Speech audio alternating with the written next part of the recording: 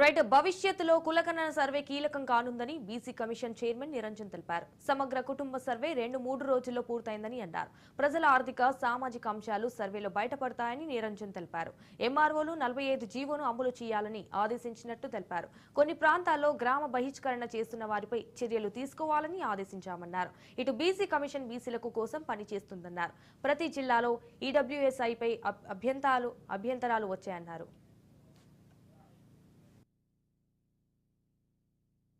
BC కులంలో నుండి చిన్న కులాల వారు అనేది మీరనేది వారికి అందజేసే విధంగా మీ వ్యవహార శైలి లేదంటుండ్రు. ఇది మీరు గమనించాలి. 26-27 కులాలు అనేది తెలంగాణ ఏర్పడిన తర్వాత ఈ బీసీ లిస్టు నుంచి తొలగించడం జరిగింది. అందులో కళింగ ఉన్నారు, తర్వాత శెట్టి బలజ ఉన్నారు. ఇట్లా 2-3 కులాల వారు ప్రధానంగా వారు వచ్చారు. ఇవన్నిటిని కూడా బీసీ ఈలో పెట్టాలంటున్నారు. బీసీ బిలో ఉన్నవారు కూడా మమ్మల్ని బీసీ ఈలోనే పెట్టాలనే మాట రిప్రజెంటేషన్స్ రావటం జరిగింది.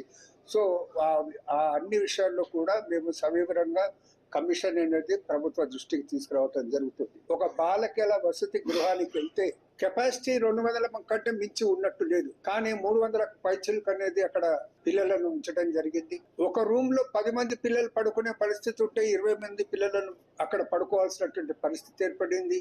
ఆ బిల్డింగ్ ఆ పిల్లలను అడిగిన వర్షం పడితే కురుస్తుంది అంటే కురుస్తుంది అనమాట. మరి వర్షం కురుస్తుంది, ఆ పిల్లలు ఎట్లుండాలి, ఎట్లా పడుకోవాలి, ప్రభుత్వం ఆలోచించాల్సినటువంటి అవసరం ఉంది. నాగర్ కర్నూలు జిల్లా అచ్చంపేట